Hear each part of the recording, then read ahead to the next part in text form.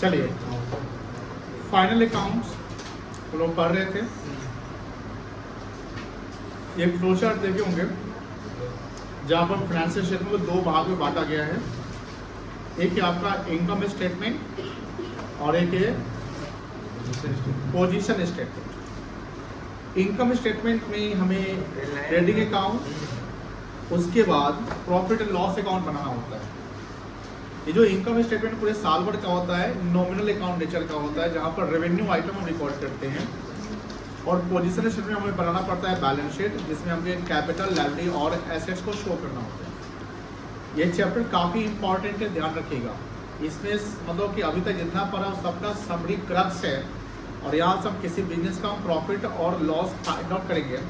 अब किसी बिजनेस का मतलब है कि सोल प्रोप्राइटरशिप का, ध्यान रखिएगा, किसका?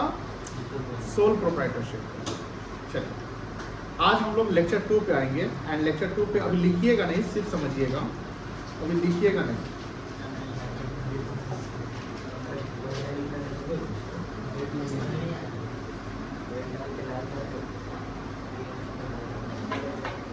क्या है, एक कॉन्सेप्ट से फोकस करेंगे।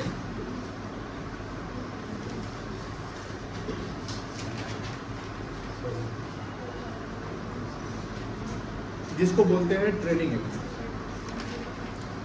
अब देखिए, हम लोग अभी तक जो अकाउंटिंग सीख रहे हैं या किसी बिजनेस का अकाउंटिंग सीख रहे हैं, तो उस बिजनेस का जो सोल ट्रेडिंग है, सोल ट्रेडिंग का मतलब हमने यहाँ पर ये बताया है कि वैसा एंटिटी जो सामान खरीद कर बेच रहा है, मतलब वैसे एंटिटी का हम अकाउंटिंग नहीं सीख रहे हैं जो रॉ मटेरियल्स खरीदा, सामान बनाया और फिर वो बेच रहा है। उसके लिए वो मैन्युफैक्चरिंग कंसर्न का अकाउंटिंग सीखना पड़ेगा। बट यहाँ पर एक रिटेलर का हम काम सीख रहे हैं कि रिटेलर ने सामान को खरीदा है बेचने के लिए, यानी वो ट्रेडर है। क्या है बेटा? ट्रेडर। ट्रेडर और मैन्युफैक्चरर दोनों सेम नहीं होते हैं। Manufacturer means the entity who manufactures the goods and then sell the goods, but trader means the person who buy the goods for resale, यानी जो हमने खरीदा वही बेचना है, हमें इससे मॉडिफिकेशन नहीं करना है। जैसे मान लो कोई कंपनी, जैसे एप्पल हो गया, सोनी हो, ये सब कंपनी क्या है, मैन्युफैक्चरिंग करती है एंड देन बेचती है ना। लेकिन मान लो आदित्य विजन में आपको सामान खरीदने गए, आप किसी कपड़े के शोरूम में कोई सामान खरीदने, कपड़ा खरीदने गए, तो वो कंपनी ऑर्गेनाइजेशन क्या करती है, सामान बनाकर बेचती है कि सामान खरीद कर बेच रही है? खरीद कर बेच रही है ना। तो दे और आर कॉल्ड द ट्रेडर, वो सब क्या कहलाएंगे? ट्रेडर कहलाएंगे। तो ट्रेडर के लिए जैसे हम जब फाइनेंशियल स्टेटमेंट आते हैं, तो सबसे पहले हमें ट्रेडिंग अकाउंट समझना है। क्या समझना है बेटा? Trading account. ट्रेडिंग अकाउंट जहाँ पर परचेज, सेल्स, स्टॉक, जिसमें क्लोजिंग स्टॉक होगा, ओपनिंग स्टॉक होगा, direct expenses, wages, these all are to be discussed. यानी यहाँ पर हमें ऑफिस के एक्सपेंसेस को हमको समझना नहीं है, ऑफिस के अलावा समझना है। हमने आपको कभी बताया होगा एक्सपेंसेस में डायरेक्ट एक्सपेंस और इनडायरेक्ट एक्सपेंस, पढ़ाए थे क्या? नहीं पढ़ाया था, कोई दिक्कत नहीं, वो सब हमें यहाँ पर समझना है। तो सबसे पहले ट्रेडिंग अकाउंट क्या है? तो ट्रेडिंग अकाउंट का एक आंसर होगा कि ट्रेडिंग अकाउंट इज अ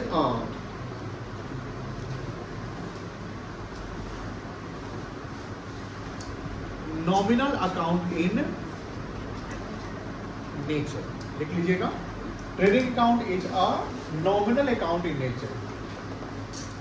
तो अब सवाल ये है कि ये नॉमिनल अकाउंट, इसका यूज होने वाला है। नॉमिनल अकाउंट का मतलब क्या है? Can anyone explain? Nominal account क्या होते हैं? क्या होता है? इसके रूल जानते हैं ना?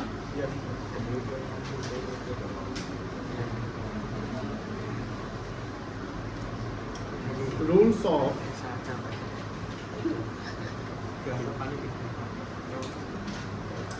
Debit and credit. Yes.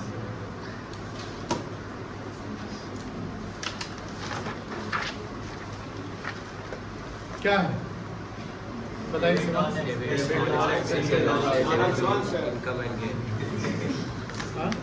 Debit all expenses and losses. Debit all expenses And losses. And losses, और इधर Credit all income and profit. Credit all incomes And profits. And यही ना होता है, Yes. यानी जितने भी एक्सपेंस या लॉस होंगे उसको हम डेबिट करेंगे और जितने भी इनकम एंड गेन्स होंगे उसको क्या करेंगे बेटा, क्रेडिट करेंगे, कोई दिक्कत नहीं है। अब सेकेंड पॉइंट होगा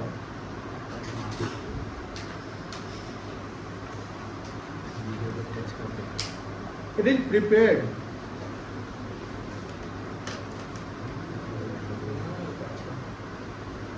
to find out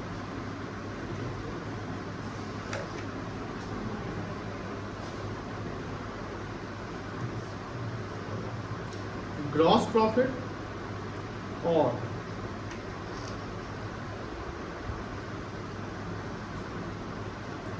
gross loss.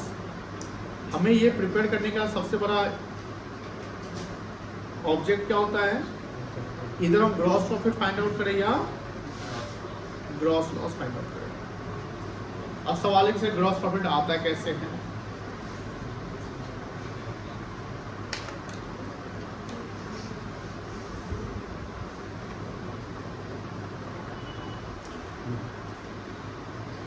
Gross profit जो होता है जब credit side of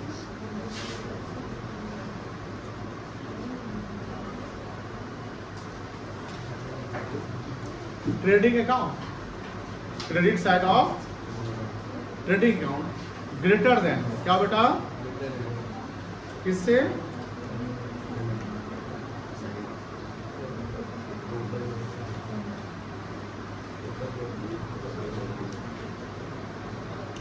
debit side of trading account से। बिकॉज ध्यान रखिएगा जो क्रेडिट साइड होता है वो इनकम साइड होता है। क्या होता है बेटा, इनकम साइड होता है। और डेबिट साइड क्या होता है, एक्सपेंस साइड होता है। मतलब ये है कि जब इनकम ज़्यादा हो, इनकम साइड क्या हो, ज़्यादा हो, और एक्सपेंस साइड क्या हो, कम हो, तो हमारा रिजल्ट क्या होगा, ग्रॉस प्रॉफिट होगा। जब इनकम साइड ज़्यादा हो, एक्सपेंस साइड कम हो, हमारा रिजल्ट क्या होगा, ग्रॉस प्रॉफिट होगा। और उसी का उल्टा अगर ग्रॉस लॉस की बात करें तो ग्रॉस लॉस में क्या लिखेंगे, debit side of trading account greater than the credit side of trading account. कोई दिक्कत नहीं है।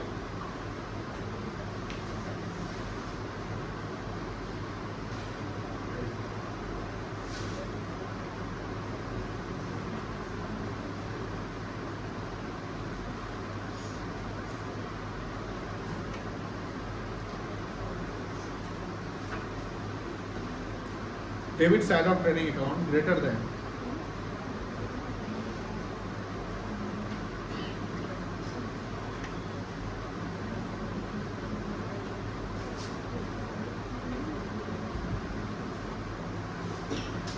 Credit side of trading account. कोई दिक्कत नहीं है। चलिए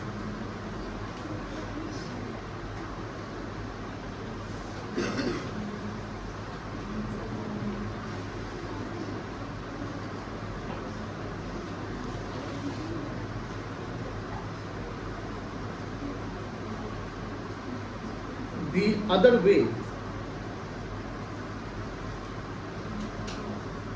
of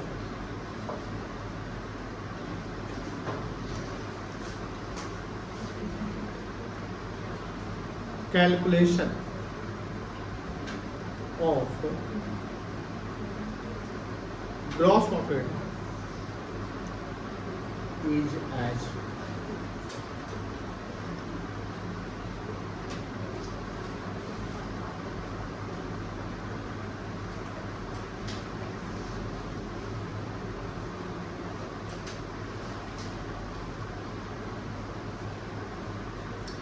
net sales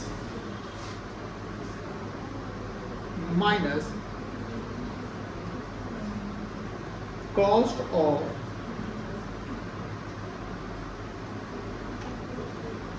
goods sold।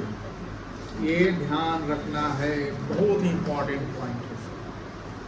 आज का लेक्चर बेहद ही इंपॉर्टेंट है, ध्यान दीजिएगा आप लोग एकदम। बातें नहीं करेगा। अभी हम देख रहे हैं कोई बच्चे बातें कर रहे हैं, तो बातें एकदम नहीं करना है बेटा। और जो बच्चे आप सेट कर रहे हैं आज किए हैं, उनको ये क्लास जरूर ही देखना है, नहीं तो भारी नुकसान होगा इस चैप्टर में। तो ग्रॉस प्रॉफिट निकालने का हमने दूसरा तरीका बताया, नेट सेल्स लेंगे। क्या लेंगे? नेट सेल्स लेंगे और माइनस करेंगे उसमें कॉस्ट ऑफ गुड्स सोल्ड। अब सवाल है कि सर ये है क्या? नेट सेल्स क्या है? Net sales means the total sales minus sales return. जैसे हमने जितना भी सेल किया, फॉर एग्जांपल हमने कैश में सेल किया 15 लाख रुपए का और क्रेडिट में सेल किया 35,50,000 रुपए का, तो दोनों सेल ही है ना मेरा। Yes. तो cash cell 15 lakh, credit sale 35,50,000, total sale कितना होगा बताइए? 50,50,000 होगा। 15 प्लस 35 50। लेकिन मेरा जो क्रेडिटर है, मेरा जो कस्टमर है, डेटर है, उसने 50,000 का सेल रिटर्न कर दिया, वापस कर दिया मुझे। तो जो सामान मुझे वापस आ गया उसमें प्रॉफिट थोड़ी कमाए हम। आपने बेचा और वापस आ गया तो प्रॉफिट कमाइएगा? नहीं कमाइएगा। तो 50,50,000 का हमने टोटल सेल्स किया, जिसमें 50,000 का सेल रिटर्न हो गया, तो मैंने नेट सेल कितना किया? 50 लाख रुपीज। उसी 50 लाख पे हम प्रॉफिट बनाएंगे। 50,000 जो सामान वापस आ गया वो कैसे प्रॉफिट कमाएंगे उस पर?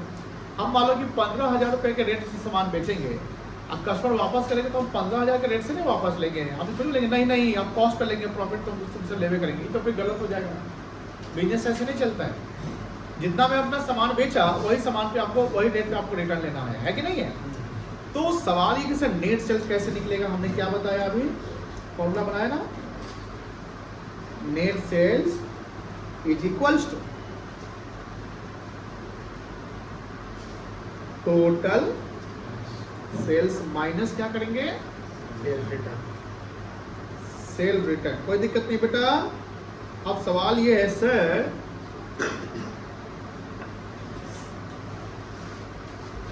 रौनक आप बताओ कि सेल रिटर्न का दूसरा नाम क्या है?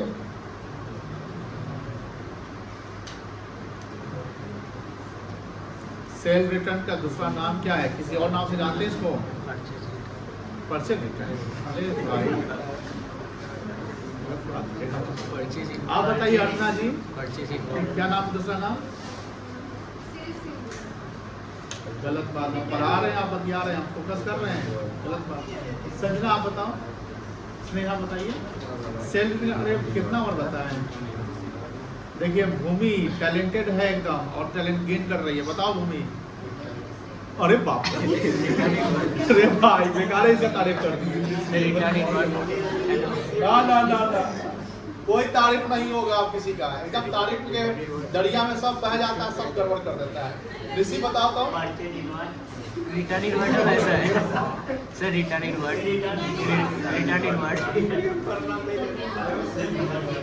अरे वो रस्सी लेके आएंगे, हम भी फांसी निकालेंगे अपने आप को। क्या पढ़ाते सब? PR बोल रहा है, कोई परचेज रिटर्न बोल रहा है, परचेज इनवर्ट क्या होता है पगला? रिटर्न इनवर्ट होगा। देखिए सब जानना जरूरी है।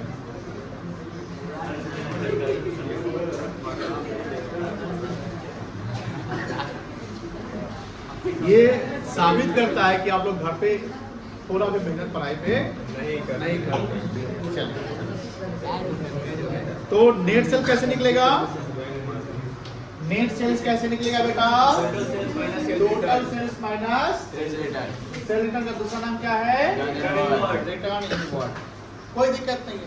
अब सपोज करिए कि नेट सेल ऑलरेडी दिया हुआ है, तब रिटर्न इनवर्ट दे देता है और बोलता है फिर नेट सेल निकालिए। तो निकालने की जरूरत तो ऑलरेडी दिया है, लेकिन हाँ नेट सेल का हम रिटर्न इनवर्ट जोड़ देंगे तो टोटल सेल आ जाएगा कि नहीं आ जाएगा? अगर इस इक्वेशन को हम थोड़ा सा दूसरे तरीके से लिखे तो हम लिख सकते हैं कि टोटल सेल इक्वल्स टू क्या हो जाएगा?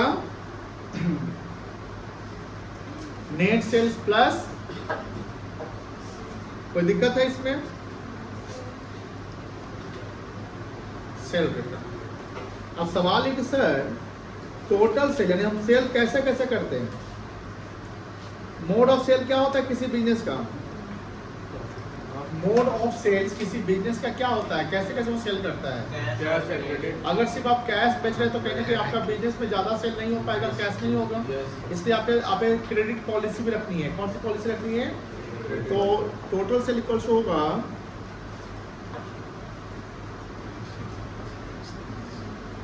कैश सेल्स प्लस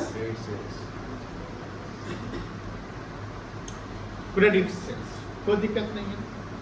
चलो अब सवाल ये है sir, cost of goods sold समझा दीजिए।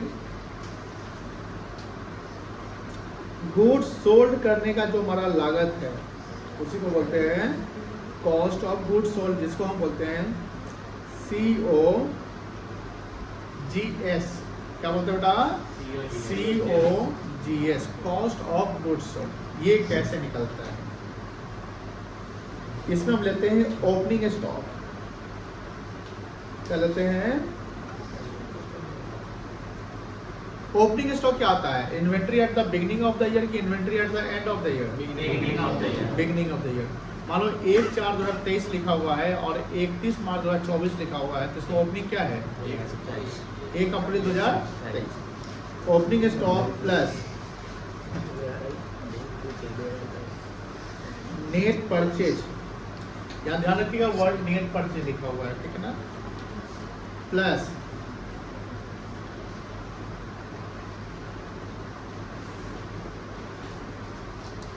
Direct expenses minus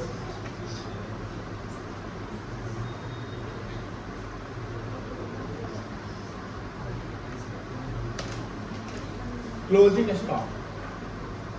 opening stock plus net purchase plus direct expenses minus closing stock जो आता है वो बनता है COGS, cost of goods sold. अब बात ये है ओपनिंग स्टॉक क्या है? अच्छा, स्टॉक का दूसरा नाम क्या है? Very good. Opening stock, stock at the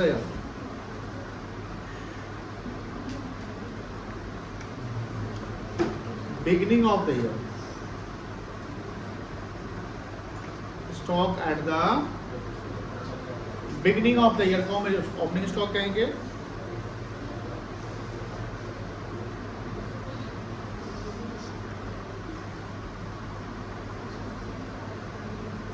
closing stock क्या होगा?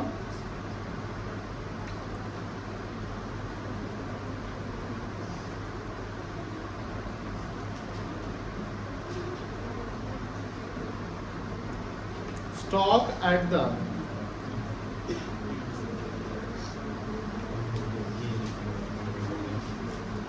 एंडिंग ऑफ द ईयर, यानी जो stock ending of the year का उसको बोलते हैं क्लोजिंग स्टॉक। कोई दिक्कत नहीं है। सर नेट परचेज कैसे निकलेगा? बता सकता है कोई फॉर्मूला लगाकर? सेल जैसे सेल का निकाले थे, टोटल माइनस क्या होगा? चलो, परचेज रिटर्न का दूसरा नाम क्या होगा? Return outward. Very good, return outward हो जाएगा।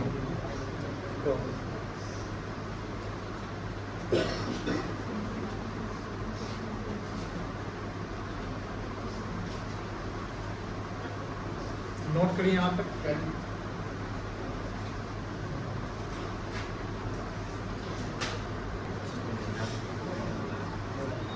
देखो ये नोट्स काफी इंपॉर्टेंट नोट्स है, ध्यान रखिएगा, इसको घर पे 4 बार पढ़िएगा। Yes. Trading account nominal account होता है। Yes. क्या होता है? Nominal. And the rules of nominal account is debit all, credit all income and gains. Yes. Expense या लॉस जो होगा उसको हम डेबिट साइड डालेंगे, इनकम एंड गेन्स होगा उसको हम। Credit side डालेंगे. अब ट्रेडिंग अकाउंट से एक रिजल्ट आता है, क्या रिजल्ट आएगा? ग्रॉस प्रॉफिट आएगा या लॉस आएगा, कोई दिक्कत नहीं है। अब ग्रॉस प्रॉफिट कब आएगा? जब income side of trading account यानी credit side of trading account पर ज़्यादा है और expense side of trading account जिसको डेबिट साइड बोलते हैं अगर कम है तो प्रॉफिट आ जाएगा, Yes, sir. और अगर एक्सपेंस साइड ज़्यादा है इनकम साइड कम है तो क्या आएगा? Loss.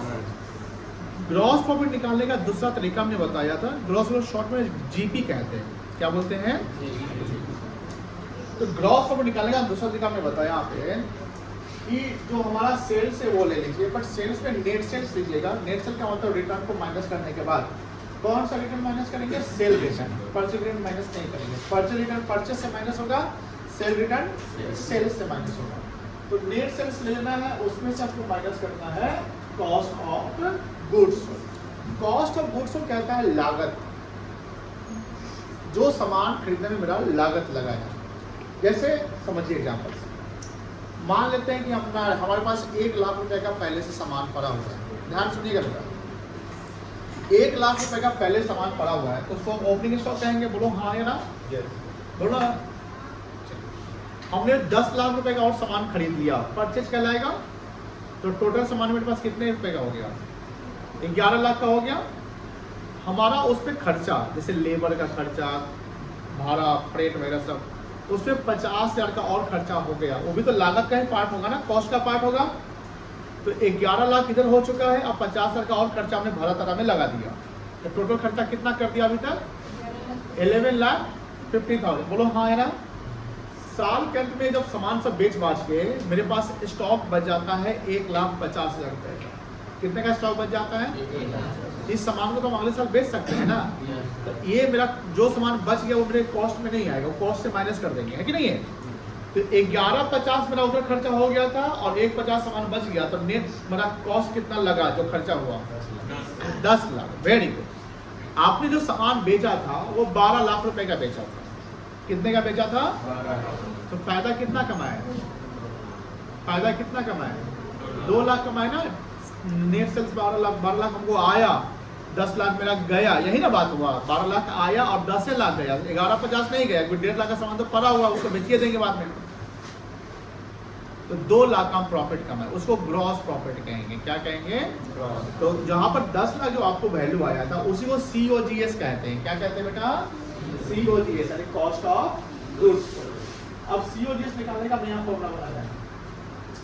Opening stock plus net purchase plus direct expense. यानी सारा एक्सपेंस यहाँ नहीं लेना है। डायरेक्ट इससे जो ट्रेड पे खर्चा होता है, यानी डायरेक्ट एक्सपेंस क्या होता है? कोई भी वैसा एक्सपेंस जो गेट ऑफ गोडाउन तक खर्चा हो जाए उसको बोलते हैं डायरेक्ट एक्सपेंसेस। ऑफिस का खर्चा डायरेक्ट नहीं कहलाता, वो इनडायरेक्ट कहलाता है। क्या कहलाता है? इनडायरेक्ट कहलाता है। तो डायरेक्ट से जोड़ देंगे और हमने माइनस करें, हमको माइनस क्या करना बेटा? क्लोजिंग स्टॉक माइनस करेंगे तो क्या रिजल्ट आ जाएगा? COGS, cost of goods. कोई दिक्कत नहीं है। अब सर सवाल ये है कि हमने ओपनिंग स्टॉक क्या करना? ओपनिंग स्टॉक क्या होता है? Stock at the beginning of the year. Closing stock क्या है? Stock at the ending of the year. And net purchase कैसे निकलेगा? Total purchase minus purchase. यहाँ तक कोई दिक्कत नहीं है। अब एक पॉइंट फंसा हुआ है, डायरेक्ट एक्सपेंसेस को समझना। पहले हम समझाएंगे फिर आपको उसके बारे में लिखवाएंगे, अभी नहीं लिखिएगा।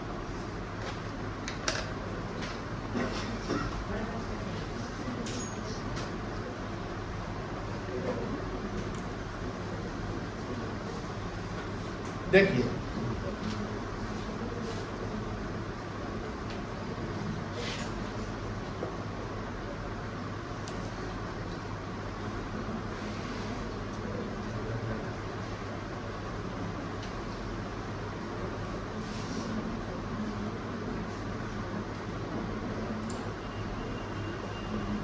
यहाँ पर है मिस्टर क्या हर काम क्या बोले?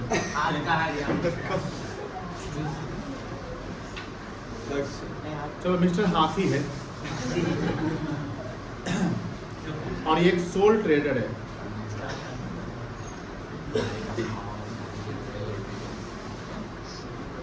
और ये हाथी कहाँ का है? बोला तो है, तोरे नाम लिख देंगे हम।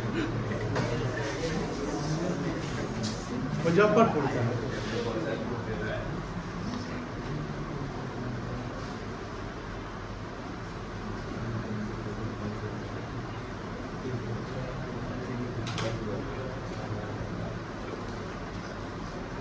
ये मिस्टर मालो घोड़ा है और ये मालो पटना का है। ध्यान से बहुआ प्लीज। अब देखो हाथी गया घोड़ा के पास, मतलब मुजफ्फरपुर से गया पटना सामान खरीदने, सामान का ऑर्डर दिया, वहाँ बिलिंग विलिंग करवाया, वो चला आया, लेकिन सामान तो वो लेकर हाथ में तो नहीं कितना के आएगा, कहीं ट्रक पे आएगा, गाड़ी पे आएगा। अब जब घोड़ा ने हाथी को सामान बेचा तो यहाँ पर हाथी के लिए परचेज कॉस्ट था, परचेज किया कितने का, 10 लाख। और बोला कि घोड़ा बोला कि देखो ये सामान का दाम है, सामान पहुंचाने का अलग से चार्ज लेंगे। तो घोड़ा पहुंचाएगा किसको सामान, कहाँ पे पहुंचाएगा, हाथी के पास।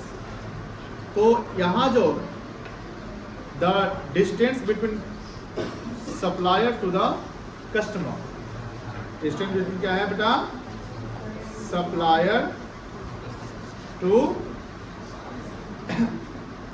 चाहे अदर सप्लायर, मतलब कस्टमर का सही, चलो बायर सही रहेगा, ठीक बोला है, बायर।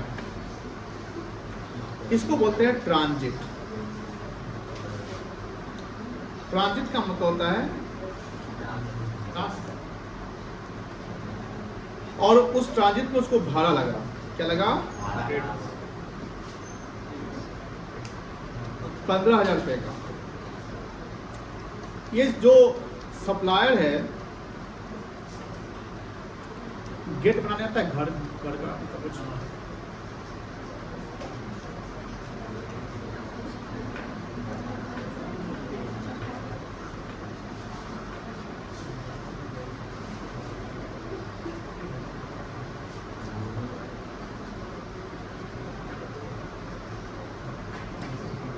ये दिक्कत होता है ना, डिजिटल बोला जाएगा ना, फटाक से बन जाएगा।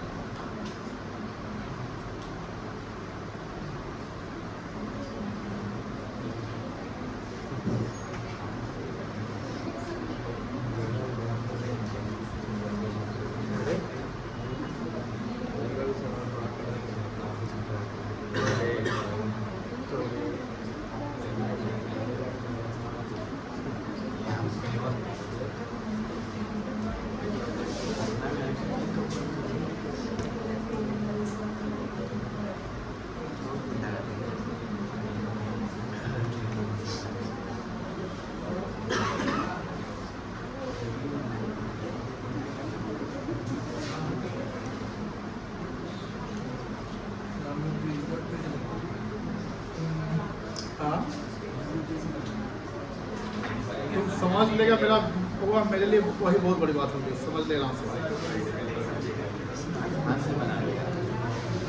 समझाना है मुझे, समझ लोगे तो दिख रहा है। देखो यहाँ पे ये दिख रहा है, यस सर। अब सामान थोड़ी है पटना से हम ऊपर,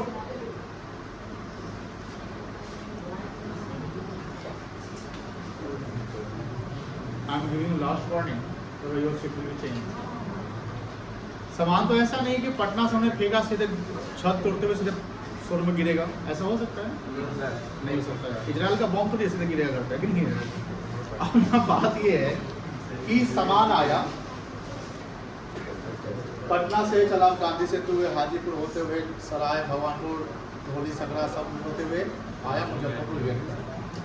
यहाँ पर सामान पहुँच गया है, ठीक है, कहाँ सामान पहुँच गया बेटा, यहाँ ध्यान नहीं का, और यहाँ तक का आपने भाड़ा कितना पेड कर दिया है, 15,000। अब यहाँ पर आपको लेबर सब मिलेगा, सामान उतारना है ना, तो अनलोडिंग करना है।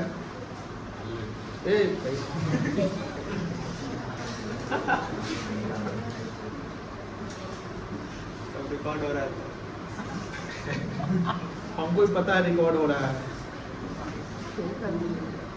अब देखो कैसा मुंह आज तेज तार है, लेबर सब दुखी है, घर से लड़ के आया है कि चलो आज कमा लेंगे, दिहाड़ी में 500 रुपया। सब संजीव कुमार है सोले का, देखो ध्यान से देखिए, प्लीज बात नहीं। अब ये लेबर सब को हमने कहा कि बेटा यहाँ पर करना है अनलोडिंग। क्या करना है, अनलोडिंग। क्या होता है अनलोडिंग, ट्रक आ चुका है, यस सर। और उसे उतरवा रहे हैं, उतारवाने के लिए हमको देना है क्या चार्ज, लेबर चार्ज देना है। क्या देना है बेटा, लेबर चार्ज। मान लो कि लेबर चार्ज आपको लग गया 25, सामान खरीदने के क्रम में ना खर्चा हो रहा है। Yes, sir. तो देखो अब मेरा कॉन्सेप्ट पे ध्यान रखना। अब कॉन्सेप्ट पे हम आ गए, हम इसको समझ रहे हैं।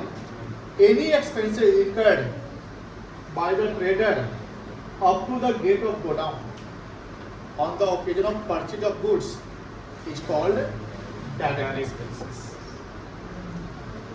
On the purchase of goods, sir अगर आप मशीन खरीदे रहते हैं ना, मशीन खरीदने में अगर ये खर्चा होता है तो ये मशीन में ही जुड़ जाता है। जैसा बताया था कैपिटल एक्सपेंडिचर पड़े ना, उसका अलग से हमको कोई एंट्री नहीं करने हैं, वो मशीन में ही जुड़ जाएगा। But you are purchasing the goods from the supplier. What purchasing? Goods. When you purchase the goods from the supplier, supplier situated in one place, you situated in other place. There are distance between supplier and the customer, that is called transit, and you incurred expenses in transit, that is called freight carriage. And you also paid the labor charges, other charges, coolie charges, freight, whatever. These all are the direct expenses which are incurred up to the gate of go down, up to the office.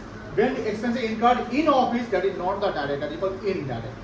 And जो खर्चा office में अगर हो जाए, मतलब कि showroom में पहुंच चुका है, अब यहाँ से सामान बेचना है, ये हमारे स्टाफ इनको सैलरी देना है, ये हमारे लैंडलॉर्ड इनको रेंट देना है, ये हमारे अकाउंटेंट इनको पैसे देने हैं, ये हमारे मैनेजर उनको देने हैं, इलेक्ट्रिसिटी का खर्चा है, ऑफिस का खर्चा है, वो सब डायरेक्ट एक्सपेंसेस नहीं कहलाएगा, वो कहलाएगा इनडायरेक्ट। और ट्रेडिंग अकाउंट जो बनाएंगे, ट्रेडिंग अकाउंट में सिर्फ और सिर्फ डायरेक्ट एक्सपेंस ही दिखेगा, इनडायरेक्ट नहीं दिखेगा। इनडायरेक्ट लिए हमें दूसरे अकाउंट में जाना है जिसका नाम है प्रॉफिट एंड लॉस अकाउंट। तो प्रॉफिट लॉस जब ऑफिस के जो खर्च हो रहे हैं उसको पीएल में डाल देंगे, उसको इनडायरेक्ट कहेंगे। क्या कहेंगे बेटा? लेकिन जो गोडाउन शोरूम तक लाने में जो खर्च हुआ, समझ में आ रही है ना? Yes, sir. जो शोरूम तक लाने में खर्च हुआ, ट्रक का भाड़ा, कूली का भाड़ा, फ्रेट, वेजेज वगैरह वगैरह वगैरह, these all are what? Direct expenses. Direct expenses. Right. And for finding out cost of goods sold, we only add direct expenses in the COGS, not the indirect expenses. समझ में आ गया बेटा? Yes. यानी यहाँ तक का जो खर्चा होगा हमें वही COGS से जोड़ना है, उसके अंदर का खर्चा को हमको नहीं जोड़ना है। समझ में आ गया? Yes. कोई दिक्कत है तो हैंड रेज करके पूछिए।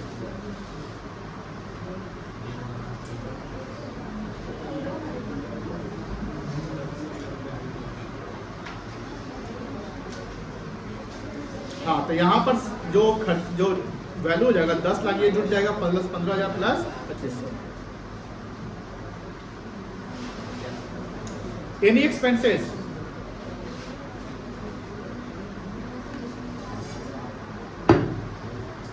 incurred by a trader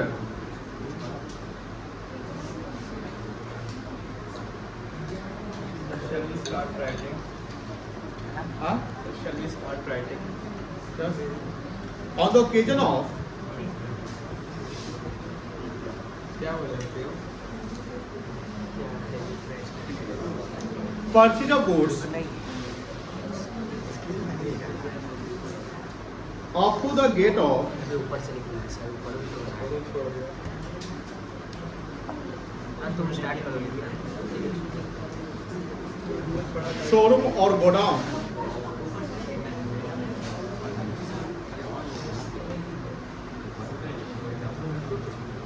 is called direct expenses। कोई दिक्कत No, sir. नहीं। सम एग्जाम्पल, कैरेज जानते हैं ना? Yes, sir. इसका और भी नाम है कैरेज इनवर्ड है, Yes, sir. नहीं आउटवर्ड नहीं, या कैरेज ऑन परचेज हो जाएगा।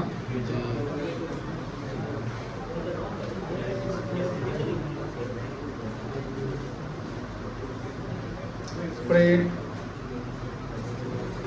ऑक्ट्रॉइंग, वेजेज एक्सेट्रा। अब नोट डाउन कर लीजिए।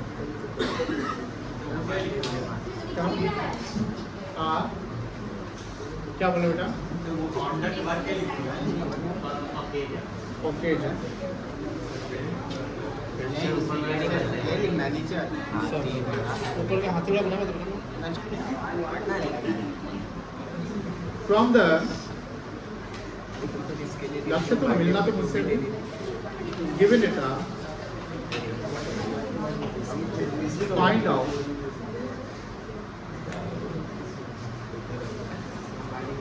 ग्रॉस प्रॉफिट और ग्रॉस लॉस। खराब है। खराब रहता है तो चल लिखता है। सही तो लिख रहे हैं। सच है। ये एग्जांपल किसका सर ऊपर आया? हाँ टोटल सेल से 2,50,000।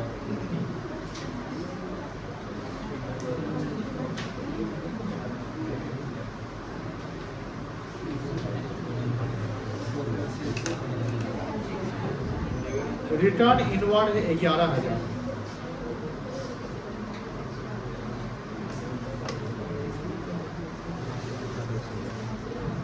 नेट परचेज दिया हुआ है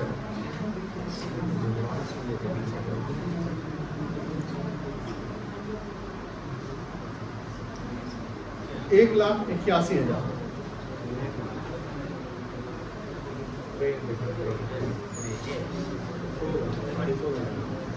वेजेस दिया हुआ है 17,000।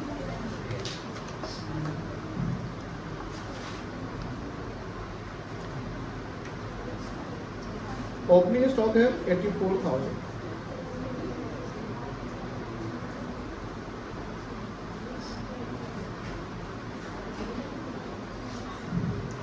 क्लोजिंग स्टॉक है 72,000।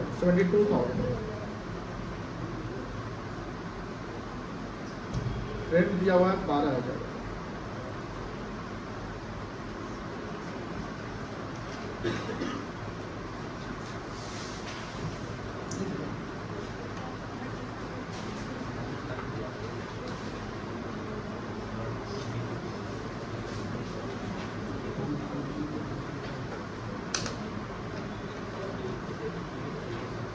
चलिए क्वेश्चन लिखने के बाद रुक जाइएगा, ठीक है ना।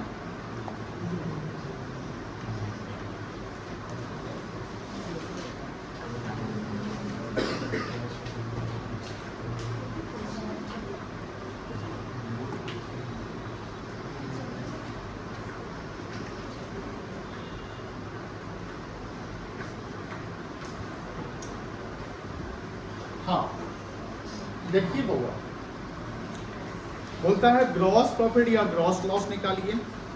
यहाँ ये नहीं बोला कि कोई अकाउंट खोलिए, तो हमें ग्रॉस प्रॉफिट ग्रॉस लॉस जो निकालना है उसको हम इस फॉर्मूला पे निकालेंगे जो हमने सेकंड पढ़ा था यहाँ पे। ग्रॉस प्रॉफिट का फॉर्मूला क्या बनेगा? कहाँ लिखेंगे? Net sales minus cost of goods है ना। है तो सबसे पहले हमें ग्रॉस प्रॉफिट का फॉर्मूला बनाना है। अभी लिखिएगा नहीं, समझिएगा, समझिएगा। तो ग्रॉस प्रॉफिट का फॉर्मूला क्या है? आप बोलेंगे, आप लिखेंगे नहीं, बोलेंगे जो पूछेंगे। ग्रॉस प्रॉफिट का फॉर्मूला क्या बनेगा? बोलो सब लोग। हाँ एनर्जी रहना चाहिए। Net sales minus cost of goods sold.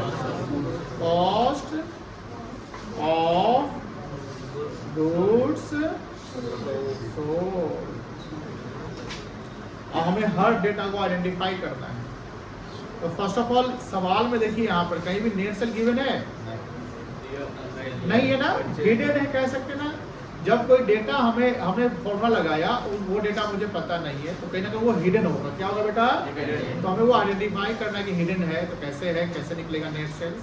तो नेट सेल्स का फॉर्मूला हम क्या बनाएंगे? नेट सेल कैसे निकलेगा?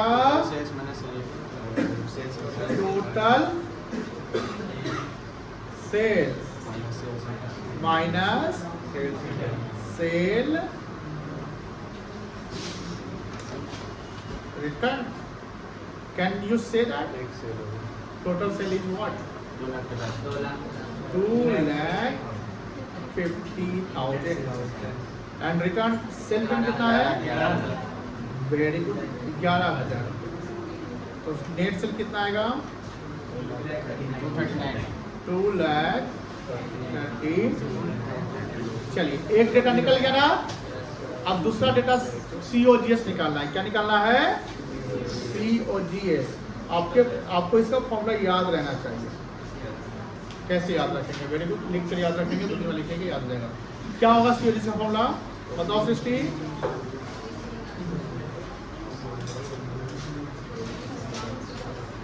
बोला क्लोजिंग स्टॉक। हाँ सही बोले हैं। Opening stock. डेली जीवन में ना एक गाना गाइएगा, हम होंगे कामयाब। अब कामयाब होने के लिए तो कामयाबी का काम करना पड़ेगा, है कि नहीं है? चलो ओपनिंग स्टॉक प्लस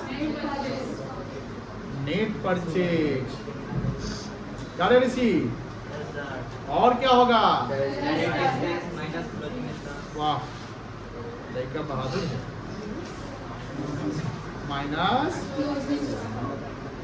आर्ट्स क्या चल रहा है? Closing stock. अब सवाल ये है कि हमें यहाँ पर फाइंड आउट करना है ओपनिंग स्टॉक कितना है। अरे बताओ हो। 84,000। ये हो गया आपका ओपनिंग स्टॉक। अब ढूंढिए, किसको ढूंढना है? ढूंढो ढूंढो। ओहो, अब परसेंट करके क्या करना है? यहाँ पे नहीं दिया है। 1,81,000।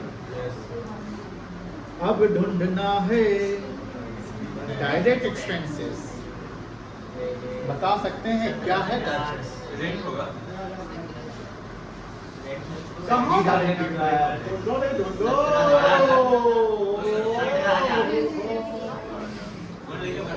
वेजेज। वेजेज मतलब वर्कर को देना है। लेबर चार्ज ऑफिस के गेट के बाहर खर्चा हो गया। अब लेबर में यहाँ पे क्या करिएगा बताइए? लेबर को ऐड करेंगे। चलिए ये डायरेक्ट है। अब दूसरा बात, एक बच्चा बोल रहा था सर रेन। क्या मुझे मन लेकर? अब मुझे बताइए रेन क्या हम डायरेक्ट माने इनडायरेक्ट माने? इनडायरेक्ट। क्या है इनडायरेक्ट माने? ताकि सामान परचेज के उस समय तो उसका कोई खर्च नहीं था। ठीक बोले। हाँ सवासी सर। रेंट जो शोरूम का होता है, ऑफिस का होता है, rent is not the direct expenses, rent is what? Indirect. Sir यहाँ कहला दे दिए थे, पता है इसको क्या बोलते हैं? इसको बोल रहे हैं TRAP। TRAP क्या होता है? ट्रैप मतलब जाल। क्या होता है? यानी आपको फंसाने के लिए सवाल दे दिया है कि आप वेजेज और रेंट दोनों को जोड़ के खर्चा बना दीजिए। समझ में आ रही ना? इसलिए नहीं बेटा रेंट नहीं, सिर्फ और सिर्फ क्या लेंगे? वेजेज। कितना था वेजेज? 17,000 ये ना था।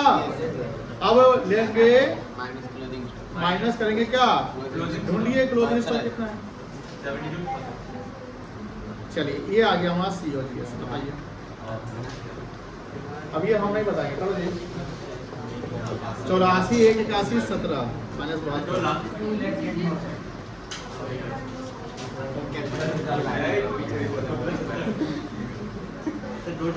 84 प्लस कितना था?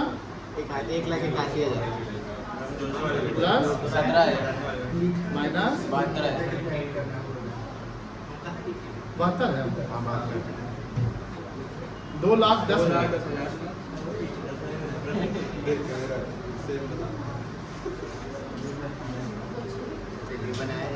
अब बताइए हमारे पास दोनों डेटा आ गए हैं। अब हम क्या लगेंगे? क्या निकालेंगे?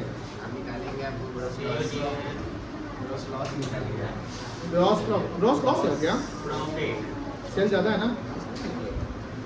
नेट सेल कितना था? 2,39,000 था ना? यही ना था? माइनस प्रॉफिट हुआ वो नहीं देखा 2,10,000 कितना में प्रॉफिट?